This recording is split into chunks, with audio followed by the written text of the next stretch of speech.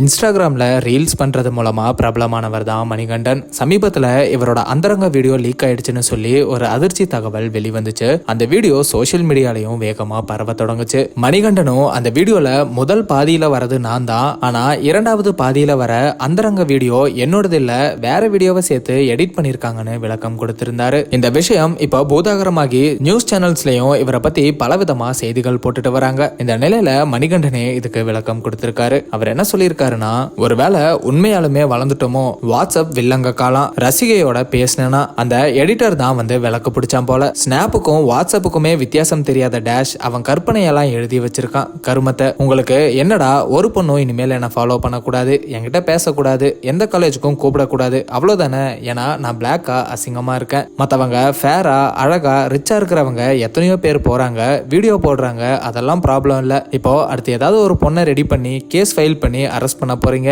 இதெல்லாம் சேனல்ல ஒர்க் பண்றப்போ எவ்வளவோ பார்த்திருப்பேன். பண்ணுங்க, உங்க வன்மத்தை வர்ணிக்க வார்த்தைகளே இல்ல. என்னங்கடா அவ்வளோ பெரிய சேனல் இப்படி ஈனத்தனமா இருக்கீங்க அப்படின்னு ஆதங்கப்பட்டு சொல்லியிருக்காரு. மேலும் அவரோட யூடியூப் சேனல்லையும் இந்த சம்பவத்தை பத்தி பேசியிருக்காரு. அதுல அவர் என்ன சொல்லியிருக்காருன்னா, நியூஸ் சேனல் சொல்றது எதையுமே நம்பாதீங்க. இந்த சம்பவத்துக்கு பின்னாடி ஒரு அரசியல் கட்சி இருக்கு. எனக்கு கைது பண்ண கூட வாய்ப்பு இருக்கு. எனக்கு என்ன பண்றதுன்னு தெரியல. இதெல்லாம் யோசிச்சா பயமா தான் இருக்கு அப்படின்னு மனமுடைஞ்சு பேசியிருக்காரு. அது மட்டும் இல்லாம நியூஸ் சேனல் நினைச்சா யாரை வேணாலும் எப்படி வேணாலும் மாற்ற முடியும்னு சொல்லி இந்த வீடியோ தொடர்பா மணி தூத்துக்குடி சைபர் கிரைம்ல புகார் கொடுத்திருக்கிறதாகவும் தெரிவிச்சிருக்காரு.